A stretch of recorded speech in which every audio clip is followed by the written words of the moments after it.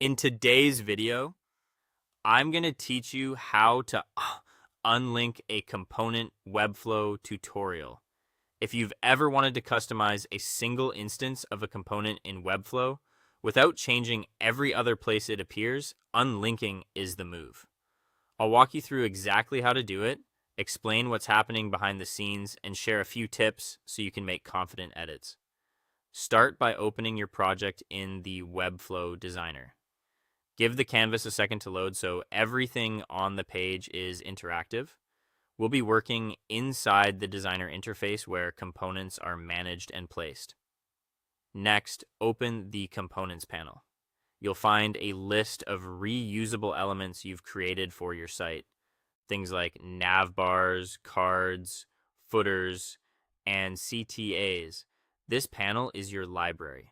It doesn't just store components, it also helps you identify what you're working with on the canvas and ensures you're editing the right thing. Now choose the component you want to work with. You can click it in the panel to see details or select an existing instance of it directly on your page. The key idea here is deciding whether you want to change all instances site-wide or just one. If it's a global change, you'd edit the component itself. But if you only want to tweak a single placement, maybe adjust spacing, swap structure, or experiment with layout on one page, unlinking that instance is the safest approach. Like with that instance selected on the canvas, look for the option to unlink instance. This appears in the instance controls for the selected element. Click Unlink Instance. Webflow will immediately break the connection between this instance and the original component, but only for what you've selected.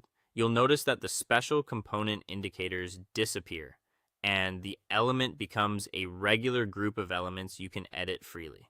From here, you can change content, classes, structure, and styles without affecting any other instance.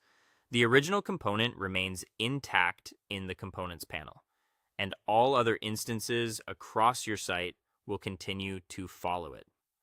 That's the power of unlinking. Precise control where you need it without risking unintended global changes. A couple of tips as you work. Unlinking is best when you need a true one-off variation. If you think you'll reuse a variation many times, consider creating or duplicating a component instead. And if you unlink by mistake, use undo right away to restore the link. That's it. Open your project, go to Components, choose the component, select the instance on your canvas, and click Unlink Instance. You now have a single, fully customizable version without touching the rest of your site.